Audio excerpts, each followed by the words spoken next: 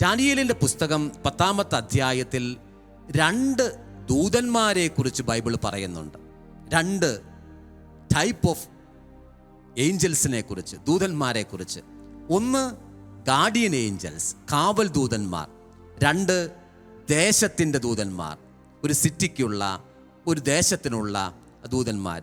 വളരെ ചെറുപ്പമായൊരു കുഞ്ഞ് ജനിക്കുന്ന സമയം മുതൽ ആ കുഞ്ഞ് നിത്യതയിലേക്ക് പലായനം ചെയ്യുന്ന സമയം വരെ ആ കുഞ്ഞിനെ നിരന്തരം പിന്തുടരുന്ന ഒരു കാവൽ ദൂതനുണ്ട്, ഒരു ഗാർഡിയൻ ഏഞ്ചലുണ്ട്. നമ്മളെല്ലാ വർഷവും ഈ മാസത്തിൻ്റെ, ഒക്ടോബർ മാസത്തിൻ്റെ ആരംഭത്തിൽ 2-ാം തീയതിയാണ് നമ്മൾ ഈ ഗാർഡിയൻ ഏഞ്ചൽസിൻ്റെ തിരുനാൾ ആഘോഷിക്കുന്നത്. അപ്പോൾ എനിക്ക് ഉണ്ട് ഒരു കാവൽ ദൂതൻ എന്നെ നയിക്കാൻ. സ്വർഗം എനിക്ക് വേണ്ടി അയച്ചു തന്നിരിക്കുന്നതാണ്.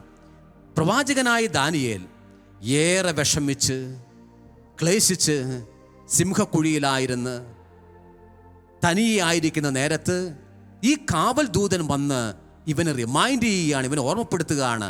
ദാനിയേലേ, നീ ശക്തനും ധീരനുമായിരിക്കുക, ഞാൻ ദൈവം അയച്ചിട്ട് നിന്റെ അടുത്തേക്ക് വന്നതാണ്.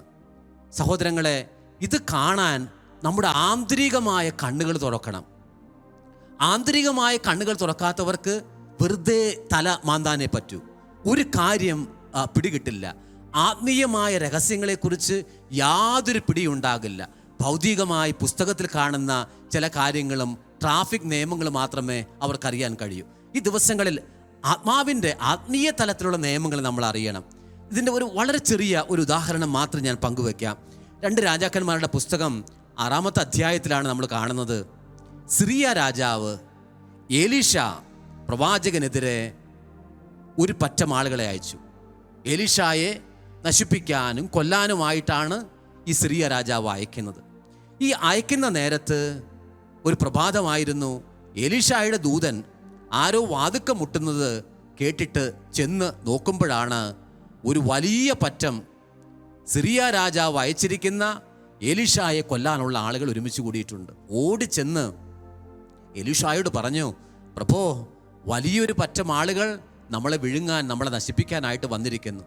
എലീഷ വളരെ ശാന്തനായിരുന്നു കൊണ്ട് ഇങ്ങനെ പറഞ്ഞു, സഹോദര, അവരെക്കാൾ വലിയൊരു സൈന്യം നമ്മുടെ കൂട്ടത്തിലുണ്ട്.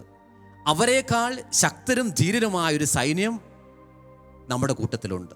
അയാളൊരു സാധാരണക്കാരനായ മനുഷ്യനായിരുന്നു. അയാൾ പറഞ്ഞു, ഞാൻ നോക്കിയിട്ട് ആരെയും കാണാനില്ലല്ലോ, അങ്ങയെ മാത്രമേ കാണാനുള്ളൂ. എന്താണ് പ്രവാചകൻ പറഞ്ഞത്? സഹോദര, നീ നിൻ്റെ കണ്ണുകൾ അടയ്ക്കുക. നീ നിൻ്റെ കണ്ണുകൾ അടച്ചിട്ട് നീ തുറക്കുന്ന നേരത്ത് നിനക്ക് ഒരുപാട് ദിവ്യരഹസ്യങ്ങൾ വെളിപ്പെട്ട് കിട്ടും. ആ മനുഷ്യൻ കണ്ണുകൾ അടയ്ക്കുമ്പോൾ അദ്ദേഹം കാണുന്നത് ഒരു പറ്റം ആഗ്നേയ രഥങ്ങളും കുതിരകൾ കൊണ്ട് എന്തെന്നില്ലാത്ത വിധത്തിൽ അവർ ഒരുപാട് ശക്തിയുള്ളവരായിട്ട് മാറുന്നു. തുടർന്ന് വളരെ എളുപ്പത്തിൽ ഈ പ്രവാചകൻ പ്രാർത്ഥിക്കുകയാണ്, എതിർ ശക്തികളുടെ കണ്ണുകളെ അന്ധമാക്കണമേ എന്ന്. അപ്പോൾ എതിർ ശക്തികളുടെ കണ്ണുകൾ അന്ധമാക്കുകയും ഇവരുടെ കണ്ണുകൾ യഥാവിധം പരിശുദ്ധാത്മാവ് തുറക്കുകയും ചെയ്തു. സംഭവിച്ചത്, എതിർ ശക്തികളായിട്ട് വന്നിട്ടുള്ളവർ വേറൊരു വഴിക്ക് വഴിമാറി. എന്നിട്ട് ഇവരാകട്ടെ ദൈവത്തെ മഹത്വപ്പെടുത്തി, ദൈവമേ, എൻ്റെ കണ്ണുകൾ, ആന്തരികമായ കണ്ണുകൾ നീ ഞങ്ങൾക്ക് തുറന്നു തന്നല്ലോ എന്ന്.